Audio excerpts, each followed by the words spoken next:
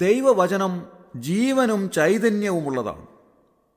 ഒരു സാധാരണ പുസ്തകത്തിലെ എഴുത്തുകൾ പോലെ അല്ല ദൈവവചനം. അത് ജീവിക്കുന്നതാണ്, ജീവിപ്പിക്കുന്നതാണ്. തിരുവെഴുത്തിൻ്റെ വിവിധ ഭാഗങ്ങൾ നാം പരിശോധിക്കുമ്പോൾ ആ ദൈവവചനത്തിന് ഒട്ടേറെ പ്രാധാന്യമുണ്ട്, പ്രത്യേകതകളുണ്ട് എന്ന് കാണുവാൻ സാധിക്കും.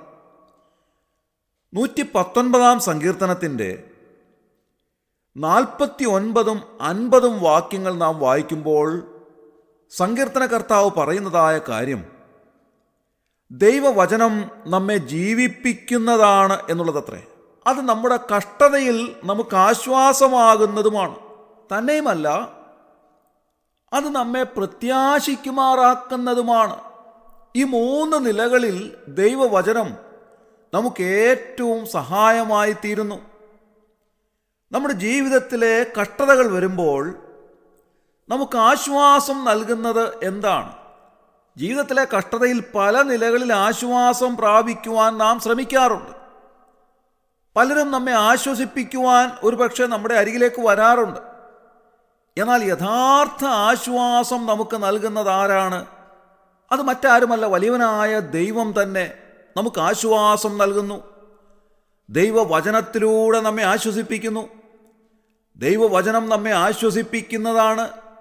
നാം അത് വായിക്കുകയും ധ്യാനിക്കുകയും ചെയ്യുമ്പോൾ ദൈവവചനം നമ്മോട് സംസാരിക്കുന്നതാണ്. ഒരു സാധാരണ പുസ്തകം പോലെ അല്ല എന്ന് ഞാൻ പറഞ്ഞത് അതുകൊണ്ടാണ്.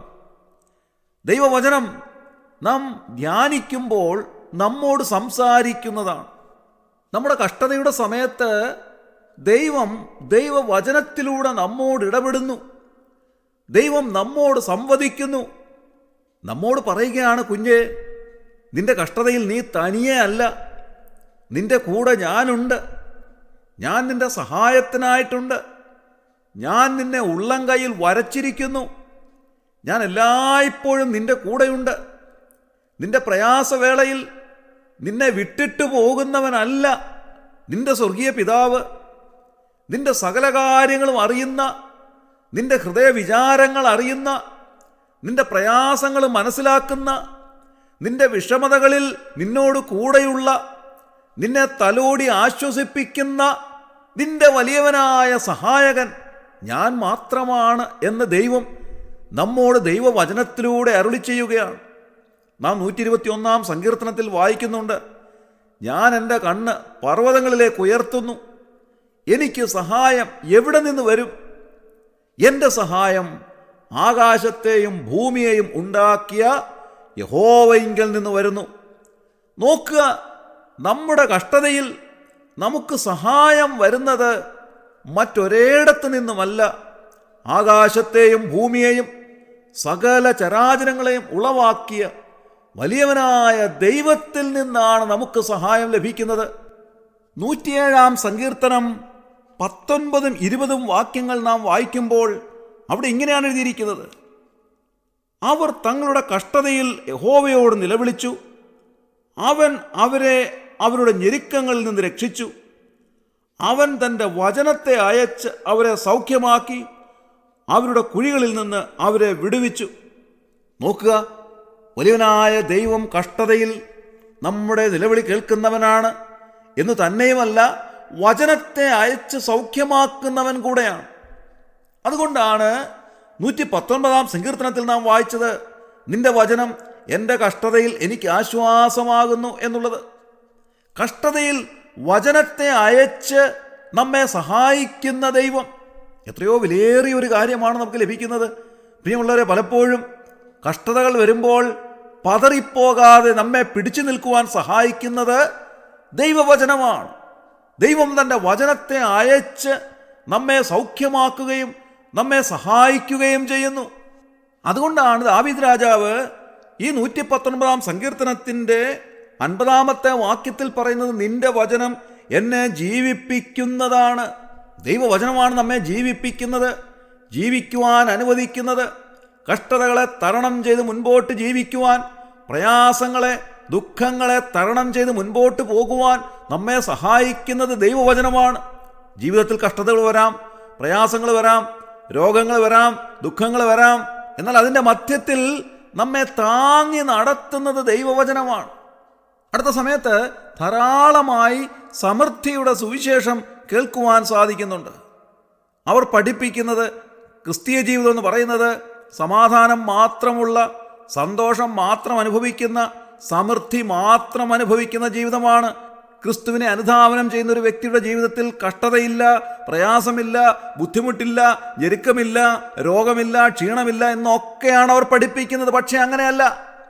ക്രിസ്തീയ ജീവിതത്തിൽ മറ്റുള്ള ലോക മനുഷ്യരെ പോലെ തന്നെ കഷ്ടതകളുണ്ട്, പ്രയാസമുണ്ട്, രോഗമുണ്ട്, ക്ഷീണമുണ്ട്, ഒരുപാട് ബുദ്ധിമുട്ടുകളുണ്ട്. ഇതൊക്കെ ജീവിതത്തിൽ അനുഭവിക്കാവുന്നതാണ്. എന്നാൽ ക്രിസ്തീയ ജീവിതം എന്ന് പറയുന്നത് കഷ്ടതയുടെ മധ്യത്തിലും കർത്താവ് വചനമയച്ച് സൗഖ്യം നൽകുന്ന ജീവിതമാണ്. ബുദ്ധിമുട്ടിൻ്റെ മധ്യത്തിലും കർത്താവ് താങ്ങി നടത്തുന്ന ജീവിതമാണ്. ഏറ്റവും വലിയ പ്രതിസന്ധിയിലൂടെ കടന്നു പോകുമ്പോഴും 23-ാം സങ്കീർത്തനത്തിൽ നാം വായിക്കുന്നത് പോലെ, കൂരിരുൾ താഴ്വരയിൽ കൂടി നടന്നാലും ഞാനൊരു അനർത്ഥവും ഭയപ്പെടുകയില്ല, നീ എന്നോട് കൂടെയിരിക്കുന്നുവല്ലോ, നിന്റെ വടിയും കോലും എന്നെ ആശ്വസിപ്പിക്കുന്നു. ഇതാണ് ക്രിസ്തീയ ജീവിതം. ജീവിതത്തിൻ്റെ കഷ്ടതകൾ ഏറ്റവും വർദ്ധിച്ച് മരണനിഴലിൻ്റെ താഴ്വരയിൽ കൂടെ കടന്നു പോകുന്ന അനുഭവം ഉണ്ടാകുമ്പോഴും കർത്താവ് കരം പിടിച്ചു വഴി നടത്തുന്ന അനുഗ്രഹിക്കപ്പെട്ട ജീവിതമാണ് ക്രിസ്തീയ ജീവിതം. ജീവിതത്തിലെ ഏതൊരു കഷ്ടതയെയും പ്രതിബന്ധങ്ങളെയും ധൈര്യസമേതം നേരിടുവാനും ദൈവം തൻ്റെ വചനത്തിലൂടെ നമ്മെ ധൈര്യപ്പെടുത്തുന്നത് അനുഭവിച്ചറിയുന്നതുമായ ജീവിതമാണ് ക്രിസ്തീയ ജീവിതം. 119-ാം സങ്കീർത്തനം 49-ാം വാക്യം നാം വായിച്ചത് ഇങ്ങനെയാണല്ലോ: നീ എന്നെ പ്രത്യാശിക്കുമാറാക്കിയത് കൊണ്ട് അടിയനോടുള്ള വചനത്തെ ഓർക്കണമേ. ദൈവവചനം നമ്മെ പ്രത്യാശിക്കുമാറാക്കുന്നതാണ്. ജീവിതത്തിലെ ആശയെല്ലാം നഷ്ടപ്പെട്ട് യാതൊരു പ്രതീക്ഷയ്ക്കും വകയില്ലാതെ നിരാശയിലേക്ക് പോകുമ്പോൾ നമ്മെ പ്രത്യാശിക്കുമാറാക്കുന്നത് ദൈവവചനമാണ്. ജീവിതത്തിൽ പിടിച്ചു നിൽക്കുവാനുള്ള ധൈര്യം നൽകുന്നത് ദൈവവചനമാണ്. ദൈവം തൻ്റെ വചനത്തിലൂടെ നമ്മെ ധൈര്യപ്പെടുത്തുന്നു.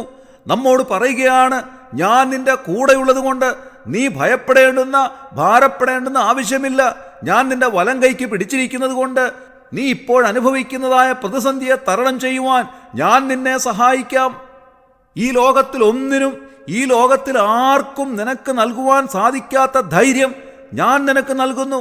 ദാവീദ് രാജാവ് പറഞ്ഞതുപോലെ, നിന്നാൽ ഞാൻ പടക്കൂട്ടത്തിന് നേരെ പാഞ്ഞു ചെല്ലുന്നു, എൻ്റെ ദൈവത്താൽ ഞാൻ മതിൽ ചാടിക്കടക്കുന്നു എന്നെഴുതിയിരിക്കുന്നത് പോലെ നിനക്ക് ധൈര്യം നൽകുവാൻ പര്യാപ്തമായ ദൈവവചനമാണ് നിന്നെ പ്രത്യാശിക്കുമാറാക്കുന്നത്. അതുകൊണ്ട് അപ്പോസ്തലനായ പൗലോസ് പറഞ്ഞതുപോലെ, കഷ്ടത സഹിഷ്ണുതയെയും, സഹിഷ്ണുത സിദ്ധതയെയും, സിദ്ധത പ്രത്യാശയും ഉളവാക്കുന്നുവെന്നറിഞ്ഞ് സകല കഷ്ടങ്ങളിലും പ്രശംസിക്കുവാനിട വരുന്നു. നോക്കുക, കഷ്ടതയിൽ പ്രശംസിക്കുവാൻ നമുക്ക് സാധിക്കുന്നു. 119-ാം സങ്കീർത്തനത്തിൻ്റെ 71-ാം വാക്യത്തിൽ സങ്കീർത്തനക്കാരൻ എഴുതിയിരിക്കുന്നതും ഇത് തന്നെയാണ്: നിന്റെ ചട്ടങ്ങൾ പഠിപ്പാൻ തക്കവണ്ണം ഞാൻ കഷ്ടതയിലായിരുന്നത് എനിക്ക് ഗുണമായി എന്ന് താൻ പറയുകയാണ്. ഇന്ന് രാവിലെ ഈ വചനം നമ്മെ ധൈര്യപ്പെടുത്തട്ടെ. ഒരു പ്രാവശ്യം കൂടെ ഈ വാക്യത്തിൻ്റെ സാരാംശം ഞാൻ ഓർപ്പിക്കുവാൻ ആഗ്രഹിക്കുന്നു. ദൈവവചനം നമ്മുടെ കഷ്ടതയിൽ നമുക്ക് ആശ്വാസമാകുന്നു. ദൈവവചനം നമ്മെ ജീവിപ്പിക്കുന്നു. ദൈവവചനം നമ്മെ പ്രത്യാശിക്കുമാറാക്കുന്നു. ഇന്നത്തെ ദിവസം ഈ വചനം നൽകുന്നതായ ധൈര്യത്തിലും പ്രത്യാശയിലും സൗഖ്യത്തിലും മുൻപോട്ട് ജീവിക്കുവാൻ കർത്താവ് നമ്മെ സഹായിക്കട്ടെ.